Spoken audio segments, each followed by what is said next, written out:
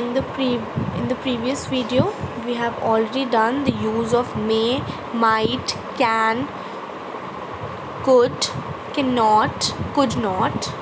Okay, now in this video we will do the usage of will. Shall,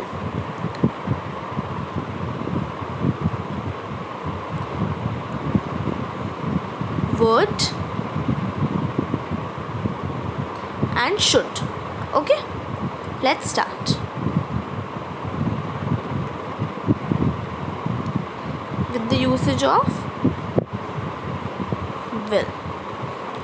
Will is used with the second person and the third person to form the future tense. Now will, shall, should, would ये सब future के लिए use होते हैं, future tenses के sentences के लिए ये यूज़ होते हैं. ठीक है. For example, you will get promotion in due course. She will be 16 next month. Now ये हमेशा थर्ड पर्सन और सेकंड पर्सन के लिए यूज़ होता है, जैसे कि she, he, him, you, they, we. I के साथ नहीं यूज़ होते, I. Okay, let's read further. They will ask her to sing in the party. Will be they 30 next birthday. ठीक है, he will be 30 next birthday. So ये सब सारे आपके यूसेज ऑफ विल हो गए. Here will does not have any modal value. It is use to express pure future tense.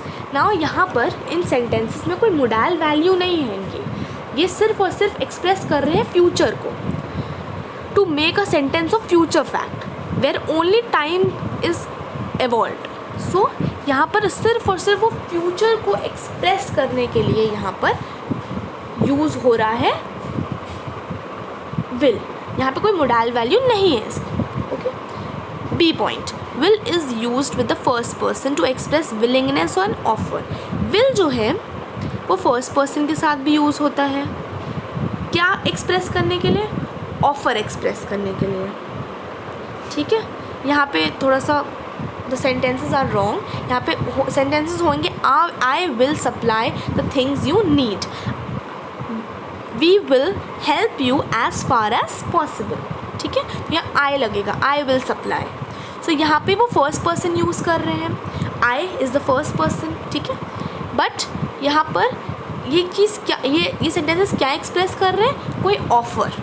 मैं तुम्हें जितना भी सब कुछ नीड है मैं तुम्हें सप्लाई करूँगा, मैं सब कुछ दूंगा. तो ये एक ऑफ़र है. We will help you as far as possible, ये भी एक ऑफ़र या फिर कोई विलिंगनेस है, अपनी इच्छा है कि हम तब तक तुम्हें हेल्प करेंगे जब तक तुम्हें नीड होगी, जितना हमारा पॉसिबल होगा. ठीक है, तो this is why will is also used. Point number C. Will is used with the first person to express determination. किसी चीज़ का डिटर्मिनेशन शो करना. For example, I will mend many ways. We will give him a warm reception. ये determination है, कोई इच्छा है जो आपको, ये एक स्ट्रॉन्ग इच्छा है जो आपको पूरी करनी ही करनी है, उसको हम डिटर्मिनेशन बोलते हैं. तो ये तब विल यूज़ होता है. I will tight till last. I will fight till last. We will hold the party in spite of heavy rain. ठीक है, चाहे बारिश, हैवी बारिश ही क्यों ना हो, ज़ोरदार बारिश क्यों ना हो, हम लोग पार्टी करेंगे. तो ये एक डिटर्मिनेशन है. ठीक है. Point number D. Will is use with the first person to express promise and intention. First person के साथ यूज़ होता है जब हमें प्रॉमिस या फिर हमारा कोई इंटेंशन शो करना होता है. For example, I will agree to anything. ये हमारा प्रॉमिस या फिर कोई इंटेंशन दिखा रहा है कि मैं किसी भी चीज़ में एग्री करने के लिए तैयार हूँ. We will give him a warm reception. I will not take more than a hour. ठीक है, तो ये आपका इंटेंशन है कि मैं ज़्यादा 1 घंटे से ज़्यादा तुम्हारा नहीं लूँगा, और अ प्रॉमिस. ठीक है. Point number E. Will is use with the first person to express a threat. किसी को डराने में, ठीक है, किसी को थ्रेट करने में या वार्निंग देने के लिए भी विल फर्स्ट पर्सन के साथ यूज़ होता है. For example, I will have him punished. We will take some strong step to mend you. I will let him know who the master here is. ठीक है, तो ये थ्रेट है, हम किसी को डरा रहे हैं. मैं इसको बताऊंगा कि यहाँ पे असली मास्टर कौन है, मैं इसको पनिश करके ही रहूँगा, ठीक है। तो ये आपका क्या हो गया, कोई थ्रेट एक्सप्रेस करने के लिए। F point, will is used with the second person to express a polite request. Will तब भी यूज़ होता है जब हम कोई पोलाइट रिक्वेस्ट करते हैं। Will you post this letter for me please, will you type this letter for me, will you please close the door. तो ये हम क्या एक्सप्रेस कर रहे हैं, एक पोलाइट जेस्चर, रिक्वेस्ट कर रहे हैं हम, क्या तुम प्लीज़ मेरा डोर क्लोज़ कर दोगे, तो ये हम पोलाइट रिक्वेस्ट कर रहे हैं। Note, use of will you express a polite request if it is not to ask a question. Will you question ask करने के लिए नहीं होता है, हम कभी भी क्वेश्चन आस्क नहीं करते विल यू से। विल यू हम यूज़ करते हैं जब हम काफ़ी ज़्यादा पोलाइट रिक्वेस्ट करना चाहते हैं। For example, will you keep quiet, क्या तुम शांत रहोगे। Will you stop bothering me, तो ये एक पोलाइट रिक्वेस्ट है, ठीक है, ये कोई क्वेश्चन नहीं है, ये एक रिक्वेस्ट कर रहा है, ठीक है। Point number H, will is use with the second person to express a polite invitation. किसी को इन्वाइट करने के लिए सेकेंड पर्सन में, वो भी हम इन्विटेशन के तौर पे हम विल यूज़ करते हैं। Will you have a cup of T, will you lend me birthday party. तो यू यहाँ पे सेकेंड पर्सन हो गया और हम इसके साथ एक पोलाइट इन्विटेशन के फॉर्म में विल यूज़ कर रहे हैं, ठीक है, क्या तुम मेरी बर्थडे पार्टी अटेंड करोगे, ठीक है। Will is use to inquire about the intention, willingness and wish of the person spoken to. जब हम किसी से बात कर रहे हैं तो उसके बारे में इंक्वायरी करना, इन्फॉर्मेशन देना का इंटेंशन, कोई अपनी इच्छा जाहिर करने का इंटेंशन, और किसी पर्सन के विश के बारे में बात करने का इंटेंशन के लिए हम विल यूज़ करते हैं। For example, will you accompany me to the railway station. तो यहाँ पे हम किसी की इच्छा, इंटेंशन जान रहे हैं कि क्या तुम्हारे इच्छा है मेरे साथ रेलवे स्टेशन चलने की। Will he agree to my proposal, तो इसकी हम विलिंगनेस जानने की कोशिश कर रहे हैं। Will they concede to our demands, ठीक है। Now J point, will is use to express a prediction और टू इंट्रोड्यूस एन एजम्पशन। किसी एजम्पशन लगाना हमें, ठीक है। He will never deceive me, ठीक है, हमारा पक्का नहीं है कि उसने मुझे डिसीव, मतलब उसने मुझे धोखा दिया है कि नहीं दिया है, पर हम ये अजम्पशन लगा रहे हैं, ठीक है, एक प्रिडिक्शन लगा रहे हैं कि वो मुझे कभी डिसीव नहीं कर सकता, ठीक है, पर ये पक्का नहीं है, कर भी सकता है नहीं भी कर सकता, we never know, but this is an assumption. If you do not mend your ways, you will be ruined. He will have posted the letter. उसने पोस्ट कर दिया होगा, हमें पता नहीं है, ठीक है। You will have heard about this death. तुमने उसकी डेथ के बारे में सुना होगा। तो this is we are talking about an assumption, ठीक है, we are not sure about it. Now we will come to the usage of shall. Now shall is used with the first person to express the simple future. Simple future को express करने के लिए भी हम shall use करते हैं. That is when only time is involved. यहाँ पे सिर्फ time involved है, यहाँ पे हम modal की तरह use नहीं कर रहे, सिर्फ time का involvement है, इसीलिए हम यहाँ पे use कर रहे हैं. I shall help him sometime. We shall leave for Calcutta this evening. I shall see you tomorrow. ठीक है, यहाँ पे टाइम को एक्सप्रेस करने के लिए we are using shall. Point number B, shall is use with the second person and third person to express a command. किसी चीज़ को कमांड देना किसी को. आई से यू शैल डू इट, ये हम कमांड कर रहे हैं किसी को ये कि तुम्हें ये काम करना है, तो हमने यहाँ पे शैल यूज़ किया.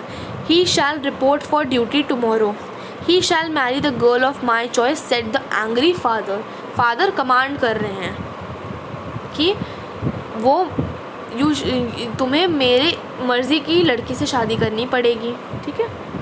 Point number C, shall is use with the second person and third person to express a threat.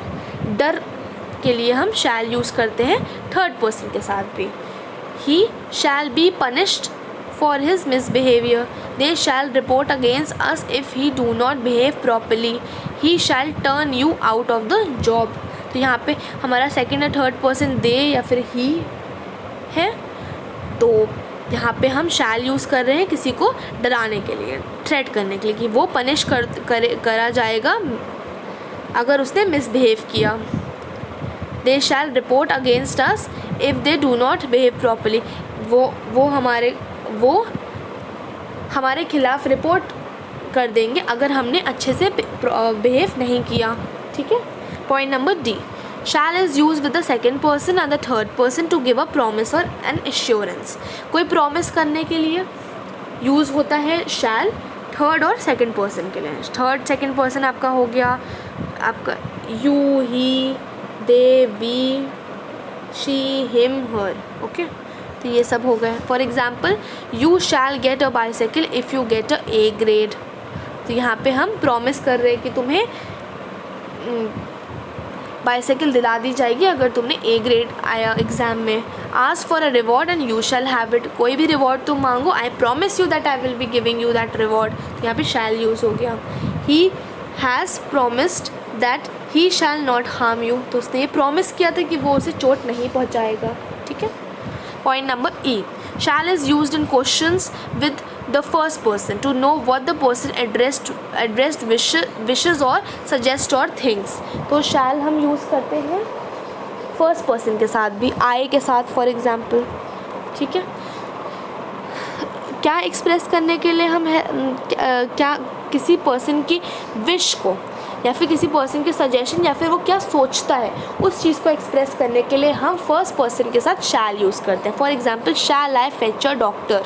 तो ये हम क्या सोच रहा है कि क्या हमें करना चाहिए या नहीं करना चाहिए. It means do you wish me to fetch a doctor. क्या तुम चाहते हो कि मैं डॉक्टर को यहाँ पर लाऊँ. तो ये इसका मतलब है इस लाइन का. ठीक है.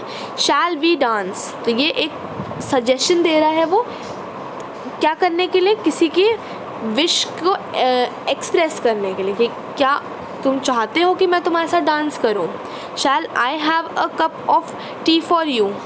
शैल I make a cup of tea for you. Shall I get the first prize for my fine performance. ठीक है. तो ये हमारी किसी के विश को एक्सप्रेस करने के लिए या फिर वॉट एवर ही और शी थिंक्स.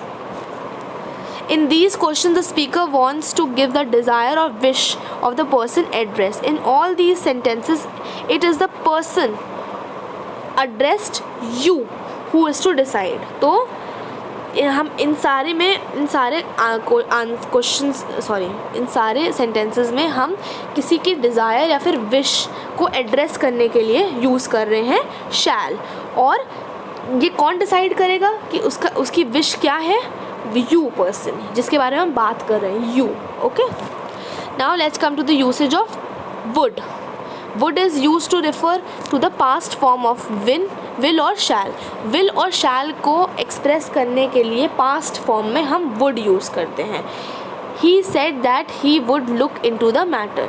ठीक है. उसने बोला कि वो मैटर के अंदर देखेगा. ये पास्ट का बात है. सेड यूज़ हो रहा है. Said is a past word. We were informed that he would preside over the meeting. The announcement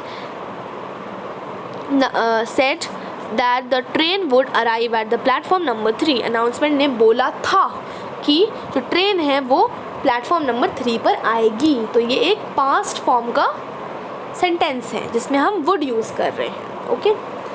for point number B, would is use to express happenings और एक्शंस दैट वर फ्रीक्वेंट और occurred from time to time. कोई ऐसे actions जो काफ़ी ज़्यादा होते हैं, frequently होते रहते हैं time to time. For example every Sunday he would visit his uncle. हर संडे ये काम होता है. ये time to time this event is happening, तब भी हम वुड यूज़ करते हैं. तो हर संडे वो अपने अंकल को विज़िट करने जाता है. तो this is happening every regularly. Okay. My grand mother would feed sparrows every morning. ये भी रेगुलरली हर मॉर्निंग काम हो रहा है, टाइम टू टाइम हो रहा है, फ्रीक्वेंटली हो रहा है, इसीलिए हमने यहाँ वुड यूज़ करा है. I would sit with my grandmother for hours to listen to the stories. Sometimes he would come home drunk and shout at his children. तो ये काफ़ी ज़्यादा फ्रीक्वेंटली हो रहा है. ये होता रहता है, ठीक है, oftenly this is happening, that is the reason we use would here. In the evenings he would go to the bank of the stream and sit there watching the fishes. तो ये भी ज़्यादातर अक्सर होता रहता है ये, ठीक है. Point number C, would is use to express a suggestion और पोलाइट रिक्वेस्ट. वुड हम तब भी यूज़ करते हैं जब हमें कोई सजेशन देना होता है किसी को, या फिर हमें कोई रिक्वेस्ट करनी होती है. For example, would you lend me your book. तो ये हमारी एक रिक्वेस्ट है कि क्या तुम मेरे को अपनी बुक दे दोगे. Would you post this letter for me, क्या मेरे लिए तुम लेटर पोस्ट कर दोगे, और प्लीज़ लिखा है लास्ट में, मतलब ये एक पोलाइट रिक्वेस्ट है. Would you mind accompanying me to the railway station. Would you close the door. तो ये सारी आपके पोलाइट रिक्वेस्ट हैं. So the same idea can be used with will. हम ये सेम चीज़ विल के साथ भी यूज़ कर सकते हैं. The use of would however assures that the person who is suggesting or requesting is hesitant and slightly polite manner. हम यहाँ पे will भी यूज़ कर सकते हैं. will you lend me the book, will you post the letter for me. पर यहाँ पर हमने would इसलिए यूज़ किया है टू ensure कि जो सेंटेंस है वो स्लाइटली पोलाइट मैनर में आ रहा है कि नहीं आ रहा है. हम जो रिक्वेस्ट कर रहे हैं वो काफ़ी पोलाइट होनी चाहिए, ठीक है. Point number D, would is used in a conditional sentences to express the imagined result of an imagined or supposed condition. यहाँ पे दो कंडीशंस हैं, अगर ये चीज़ होगी तो ये होगा. अब would हम यूज़ करते हैं जब हमारे को कंडीशन दी जाती है, जब कोई सेंटेंस इफ़ या वेदर से स्टार्ट होता है. तो इमेजिन्ड कंडीशन के लिए हम इमेजिन्ड रिजल्ट देते हैं. For example, if I were you, अगर मैं तुम होता, आई वुड हेल्प हिम. अगर मैं तुम होता तो मैं उसकी हेल्प करता. हम हैं नहीं, वो मैं नहीं हूँ, हम लोग अलग अलग हैं, पर ये इमेजिन्ड कंडीशन है, सोची हुई कंडीशन है, जिसके लिए सोची हुई रिज़ल्ट हम दे रहे हैं, ठीक है. I would open a hospital if I one a lottery. मैं हॉस्पिटल खोलता अगर मैं लॉटरी जीत जाता, ठीक है. तो ये इमेजिन्ड कंडीशन है जिसके लिए हम इमेजिन्ड रिजल्ट दे रहे हैं. Point number E, the expression would like to is use to express a wish or preference. जो एक्सप्रेशन है वुड लाइक टू, ये यूज़ किस लिए होता है, जब हम कोई विश कर रहे होते हैं या फिर हम कोई प्रेफरेंस दे रहे होते हैं कि आपकी प्रेफरेंस क्या है, आप किसको ज़्यादा प्रायोरिटी देते हो. For example, I would like to ask you for a favour. I would like to go with us, ठीक है. लाई किसी का नाम है तो वो चाहता है, ये उसकी प्रेफरेंस है कि वो हमारे साथ जाना चाहता है, ठीक है. Note, the expression would rather is also use to express a wish or preference. तो ये जो एक्सप्रेशंस हैं वो किस लिए यूज़ हो रहे हैं, या तो किसी की प्रेफरेंस प्रायोरिटी बताने के लिए या फिर किसी की विश को एक्सप्रेस करने के लिए. For example, I would rather starve than beg, ठीक है. तो यहाँ पे वुड रैदर क्यों यूज़ हो रहा है, जो एक्सप्रेशन है द वुड रैदर, वो किस लिए यूज़ होता है, अपनी किसी की विश या फिर प्रेफरेंस बताने के लिए. तो पहला सेंटेंस है I would rather starve than beg, तो ये प्रेफरेंस है किसी की. मैं भूखा रहना पसंद करूँगा पर भीख मांगना नहीं पसंद करूँगा. तो ये प्रेफरेंस है किसी की कि मैं प्रेफर कर रहा हूँ भूखा रहना पर भीख नहीं मांगूंगा. I would rather have a cold drink than a cup of T.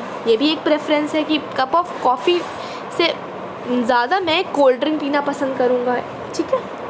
Point number F, if I would is use to express a hopeless wish. कोई ऐसी hopeless wish I would use होता है. For example, if only nations would stop going to war, if only it would stop raining. तो ये hopelessness है, मतलब ये wish है हमारी पर ये हो नहीं सकता, ये होपलेस विश है हमारी, ठीक है. The sentences expresses a wish that is not likely to be fulfilled. मतलब ये विशेज़ वो विशेज़ हैं जो उनकी विश तो है पर ये फुलफ़िल नहीं कर सकता. है कि आई होप कि सारी जितनी भी नेशंस हैं वो लड़ना छोड़ दें, पहला सेंटेंस के बारे में आई एम टॉकिंग, ठीक है. But this is not fulfilled. Point number G, would is used after wish when the wish concerns the future actions or another person. तो जब कोई wish future actions concern करता है या फिर किसी और के बारे में, तब हम would यूज़ करते हैं. ठीक है. For example, I wish you would leave me alone. I wish he would behave properly. ठीक है. तो ये फ्यूचर एक्शंस के बारे में कंसर्न कर रहा है. ऑफ अनदर पर्सन, किसी दूसरे के बारे में बात करी जा रही है. ठीक है. Point number H, would is use to express an inquiry about someone's wish. किसी के बारे में इंक्वायर करना, इंफॉर्मेशन लेना किसी और की विश के बारे में.